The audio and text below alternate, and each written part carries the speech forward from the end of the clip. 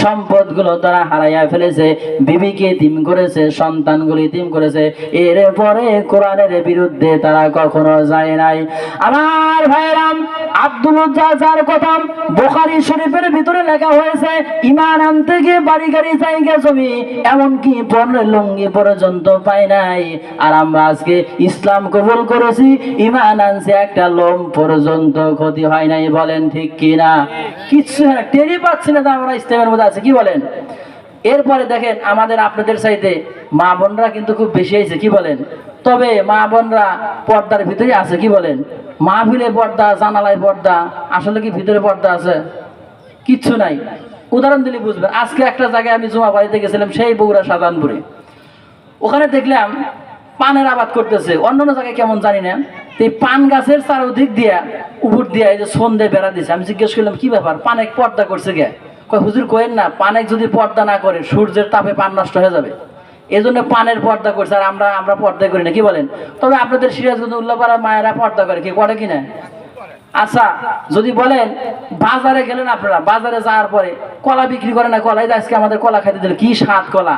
তাহলে এই কলাটা যদি শিলা বিক্রি করে আপনাদের সহজের জন্য, সুবিধার্থে, কি সুবিধা?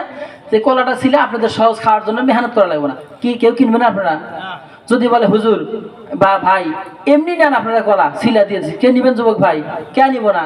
কানে ওর উপর মশা পরে, মাছি পরে, কেউ নিতে চাবে না। মাং না দিলে এমনি দিলেও কেউ নিবে না, কি বলেন? তদ্রুপ ভাবে আমার মায়েরা যদি পর্দা না করেন, এদের প্রতি কোনো চাহিদা থাকে না। বলেন তো বিয়ে করতে আসবে, বলে ওর মেয়ে পর্দা টর্দা করে না, বলে উল্লে নিও না। আর যখন মেয়েটা পর্দা করবে, পর্দায় চলবে, দেখবেন দামি আলাদা, কি ভাই? যুবক ভাইরা খুব না, যে পর্দা বোরকা সে ভিতরে বাইরে কত সুন্দর, চাহিদা আলাদা, আকর্ষণী আলাদা, এই জন্য নিতে চায় কি চায় না। আর যখন খোলামেলা চলে, 14 ফেব্রুয়ারি চলে গেল, কো না উল্লেখ চলবো না, আছে কি না? মুসলমান ভাইরা আবার যেটা বলতে চাইলাম, আল্লাহর পয়গম্বরের সাহাবী আব্দুল উজ্জাম ইসলাম কবুল করতে গিয়া বাড়ি গাড়ি জায়গা জমি এমনকি বর্ণে লঙ্গি পর্যন্ত পায় নাই। আল্লাহর পয়গম্বর যখন হিজরত করলেন হিজরত করার পরে আল্লাহর পয়গম্বরের হাতে হাত ইসলাম কবুল করবেন, কিন্তু গরিব মানুষ, ছোট্ট অবস্থায় বাবা মারা গেছে, ইতিম হয়ে গেছে, এরকম ছেলেবেলা আছে কিনা? চাচার বাড়িতে লালিত বাড়িতে হচ্ছিলেন। চাচাকে একদিন ডেকে ডেকে বললেন, চাচা গো, বিশ্বনবী জনাবে মুহাম্মদুর রাসূলুল্লাহ সাল্লাল্লাহু আলাইহি ওয়াসাল্লাম আল্লাহর নবী হিসেবে আপনার মত কি? বলে আমার তো তাই মনে হয়। বলে আমার যদি আপনার তাই মনে, ইসলাম কবুল করবেন কিনা? চাচা বলতেছে না না, কখনো কবুল করব না, কখনো কবুল করব না। ভাতিজা বলতে, চাচা দীর্ঘদিন অপেক্ষায় ছিলাম, আপনি ইসলাম কবুল করবেন, আপনাকে দেখে দেখে আমি ইসলাম কবুল করব, কিন্তু আপনি যখন ঘোষণা দিলেন ইসলাম কবুল করবেন না, আপনাকে আমি স্বাক্ষর রেখে ঘোষণা দিয়ে দিলাম, সবাই বলেন লা ইলাহা ইল্লাল্লাহ মুহাম্মাদুর রাসূলুল্লাহ সাল্লাল্লাহু আলাইহি ওয়াসাল্লাম। চাচা বলে, ভাতিজা এর পরিণাম জানো? ইসলাম তো কবুল করলেই, দেখেন না কিছু করার আগেই মনে হয় বুঝছিল কিনা? হ্যাঁ, তে বলছে পরিণাম জানো? বলে না জানি না। বলে আমার বাড়ি থাকো, আমার বাড়ি ছাড়তে হবে। বলে রাজি আছি, বাড়ি গাড়ি যা আছে সব তাও রাজি আছি। বলে এমন কি তোমার সম্পদ বলতে যা বোঝে, উট দুম্বা ভেড়া বলকে সব ছাড়তে হবে? বলে রাজি আছি। চাচা বলতে শুধু তাই নয়, গায়ে যে জামা আছে, পরনে যে লুঙ্গি আছে, সব ছাড়তে হবে। বলে চাচা ইসলামের জন্য আমি সব ছাড়তে রাজি আছি। গায়ের জামাটা, পরনে লুঙ্গিটা খুলে দিয়ে দিলেন। আমার ভাইরাম, কত বড় অসহায় হলে পারে শরীরের কাপড় পর্যন্ত খুলে দেয়, কিন্তু ইসলাম কবুল করতে গিয়ে সব দিলেন, কোনো আপত্তি করলেন না। সব জিনিস যখন খুলে দিয়ে দিলেন, চোখ দিয়ে পানিগুলো জর জর করে পড়তেছে, আর হাঁটি হাঁটি পা পা করে মায়ের বাড়ির দিকে যখন চলে গেলেন, মা ইসলাম কবুল করে নাই, একজন বিধর্মী।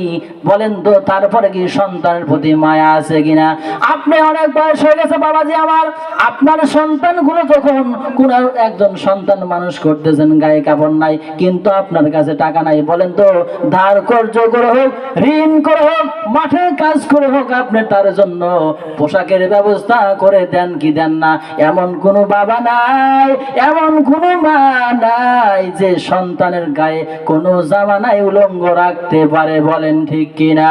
আব্দুল উজ্জা হাঁটি হাঁটি পা পা করে মায়ের বাড়ির দিকে চলে গেলেন।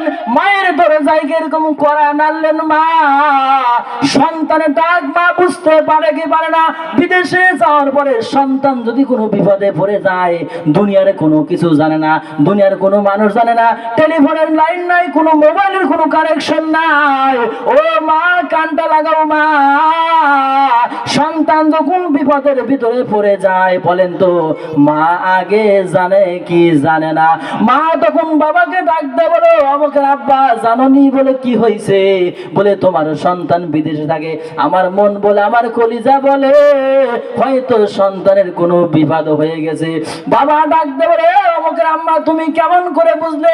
বলে আমি এমন ভাবে বুঝলাম, আমার কলিজার ভিতরে ধাক্কা মারতেছে, আমি বুঝতে পারতেছি আমার সন্তানের কোনো বিপদ হয়েছে। এরপরে বলে অমুকের আব্বা একটু টেলিফোনটা করো কিনা। তখন সন্তানের কথা শোনার পরে আব্বাকে বলে অমুকে আব্বা টেলিফোন করো। যখন টেলিফোন করে সন্তান আর বলে না, সন্তান শুধু জোর জোর করে কান্দে আর চোখের পানিগুলো ফেলে দেয়। মা সন্তানের চোখের পানিতে বুঝতে পারে আমার সন্তানটা বিপদে আছে। জোরে বলেন ঠিক কিনা? লিল্লাহে তাকবীর।